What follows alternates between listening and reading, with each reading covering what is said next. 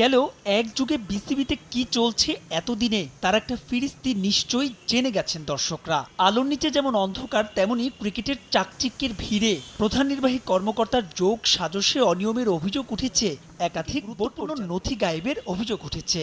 এ সংক্রান্ত একাধিক সিসিটিভির ফুটেজ এসেছে সময় সংবাদের হাতে।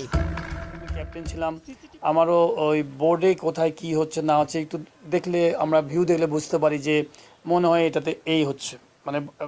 আসসালামু আলাইকুম সুপ্রিয় দর্শক বন্ধুরা, এবার হঠাৎ করে বাংলাদেশ ক্রিকেট বোর্ডের এমন একটি ভিডিও ভাইরাল হয়েছে, যে ভিডিও নিয়ে এখন সারা দেশে ব্যাপক আলোচনা সমালোচনা হচ্ছে। দর্শক বন্ধুরা, গত 5 আগস্ট কি হয়েছিল বাংলাদেশ ক্রিকেট বোর্ডে এবং সেই সাথে সেখান থেকে কি কি গিয়েছে। দর্শক বন্ধুরা, এবার সিসিটিভি ফুটেজে বেশ কিছু গুরুত্বপূর্ণ বিষয় উঠে এসেছে এবং সেই সাথে সেই সকল বিষয়গুলোকে কেন্দ্র করে আপনাদের মাঝে বেশ কিছু গুরুত্বপূর্ণ তথ্য তুলে ধরেছি। দর্শক বন্ধুরা, অন্যদিকে এবার বাংলাদেশ ক্রিকেট বোর্ডের নানা দুর্নীতিকে কেন্দ্র করে এবার খালেদ মাসুদ পাইলট এমন কিছু গুরুত্বপূর্ণ কথা বলেছেন, আপনাদের মাঝে সেই সকল গুরুত্বপূর্ণ কথাগুলো তুলে ধরেছি। তো দর্শক বন্ধুরা, চলুন আমরা প্রথমে সেই সিসিটিভির ফুটেজটি দেখে নেই। অবশ্যই পুরো ভিডিওটি দেখবেন, তাহলে এই সকল বিষয়গুলো পরিপূর্ণ বুঝতে পারবেন। ফিরিস্তি নিশ্চয়ই জেনে গেছেন দর্শকরা। আলোর নিচে যেমন অন্ধকার, তেমনি ক্রিকেটের চাকচিক্যের ভিড়ে প্রধান নির্বাহী কর্মকর্তার যোগ সাজসে অনিয়মের অভিযোগ উঠেছে একাধিক বোর্ড পরিচালকের বিরুদ্ধে। তবে এবারের অভিযোগ আরও গুরুতর। 5 আগস্ট, যেদিন ছাত্র জনতার তীব্র প্রতিরোধের মুখে দেশ ছেড়ে পালান শেখ হাসিনা, সেই রাতে বোর্ড থেকে গুরুত্বপূর্ণ নথি গায়েবের অভিযোগ উঠেছে। এ সংক্রান্ত একাধিক সিসিটিভির ফুটেজ এসেছে সময় সংবাদের হাতে। সিসিটিভির ফুটেজে দেখা যায় 5 আগস্ট রাত 8:25 বিসিবির কার্যালয় থেকে বের হয়ে যাচ্ছেন এক ব্যক্তি। কাঁধে ব্যাগ, ফোনে কথা বলছেন অন্য কারোর সঙ্গে। তার উপস্থিতি নিয়ে সিকিউরিটির দায়িত্বে থাকা ব্যক্তিদের অস্বস্তি ছিল স্পষ্ট। আরেক সিসিটিভি ফুটেজে দেখা যায় তিনি যখন বের হয়ে যাচ্ছেন তার সঙ্গে ছিলেন আরও 2 জন। বাস্তবতা মেনে সেই রাতে বিসিবি কার্যালয়ের লাইটগুলো ছিল বন্ধ। তখন মোবাইলের আলো জ্বেলে 9:17 বের হয়ে যান আরও 2 জন। তাদের সঙ্গেও ছিল ব্যাগ। তারাও যখন বের হয়ে গেছেন, সঙ্গ দিয়েছেন একাধিক ব্যক্তি। অর্ধেক পাউডারে দ্বিগুণ উজ্জ্বলতা, নতুন রিন অ্যাডভান্সড অর্ধেক পাউডারে দ্বিগুণ উজ্জ্বলতা।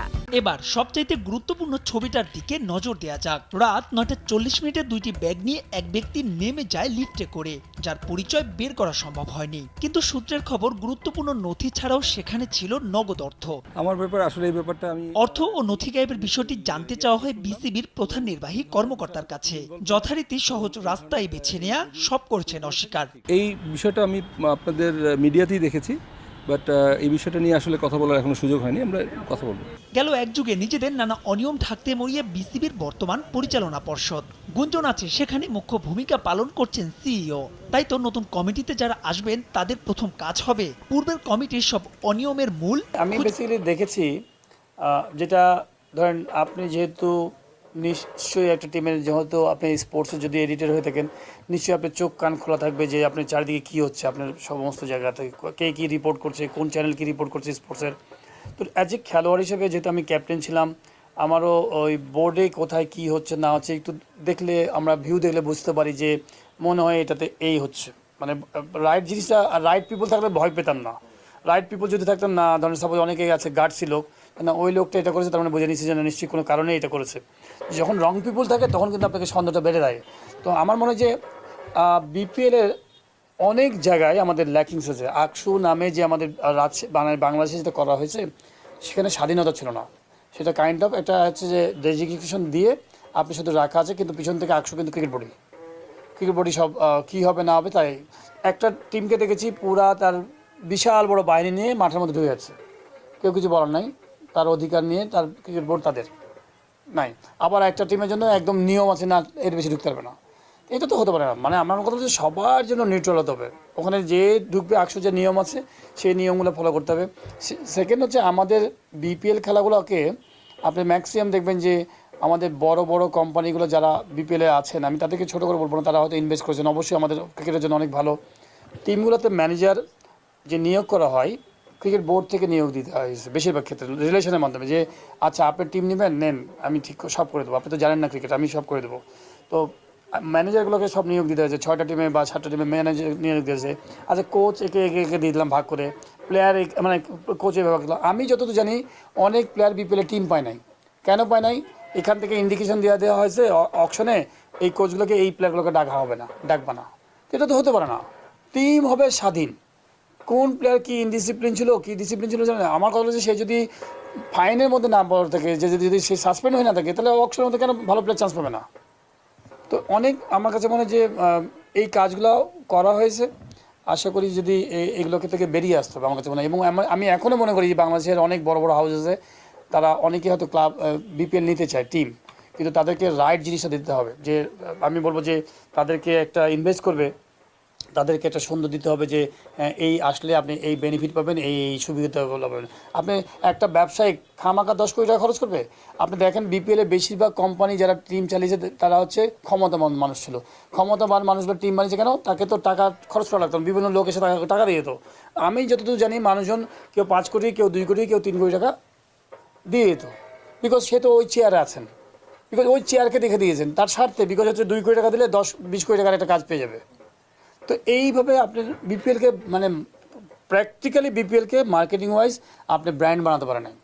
তো আমি হয়তো বলছি, আপনারা হয়তো অনেকেই মিডিয়ার সামনে ভাববেন যে আমি এই পোস্টে আসার জন্য ভাবছি, তা না। এটা হচ্ছে আমাদের সাধারণ খেলোয়াড়দের আমাদের ধারণা। আমরা চাই যে আমাদের আশা লাগবে না, কিন্তু আমরা চাই যে এটা সুন্দর একটা পরিবেশ থাকুক, সেটা যেই আসুক না কেন এই পরিবেশ থেকে উদ্ধার করা। আমার কাছে মনে হয় যে এরকম নোংরা পরিবেশটা আসলে খুবই দেখতে দেখতে আসলে অপছন্দনীয় হয়ে গেছে, এবং বলবো যে খুবই খারাপ জায়গা হয়ে গেছে, এখান থেকে উদ্ধার হওয়া। এবং আমি মনে করি যে আরেকটা জিনিস হচ্ছে বিপিএলে 3টে জায়গায় খেলা হয়। ক্রিকেটকে যদি জনপ্রিয় করতে হয়, আপনি চিটাগাং, ঢাকা এবং সিলেট খেলা হয়, অবশ্যই সেইখানকার মানুষ খেলা দেখতে দেখতে টায়ার্ড হয়ে গেছে, ইন্টারন্যাশনাল ম্যাচ দেখতে দেখতে টায়ার্ড হয়ে গেছে। আপনি যদি দেখেন কোনো খেলা হলেই সিলেট, আমি তাদের কাউকে ছোটো করছি না, সবাই তো আমাদের জনগণ।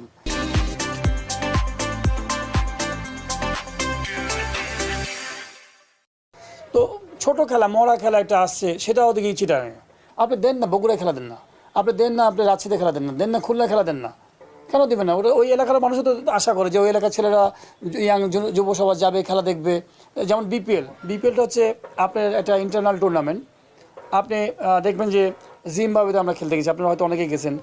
বুলাইতে যে হোটেলে থাকি, সেই হোটেলে কিন্তু দেখা হলো যে ওই মানের না, মোটামুটি একটা এভারেজ, সেখানে খেলছে মানুষ, পরিবেশ এনভায়রনমেন্ট আছে। আপনি অনেক হোটেল আছে বাংলাদেশে, আমরা আজ থেকে 8 বছর আগে আপনার খুলনায় খেলেছি বিপিএল। তো কেন এই জায়গাগুলোতে হবে না?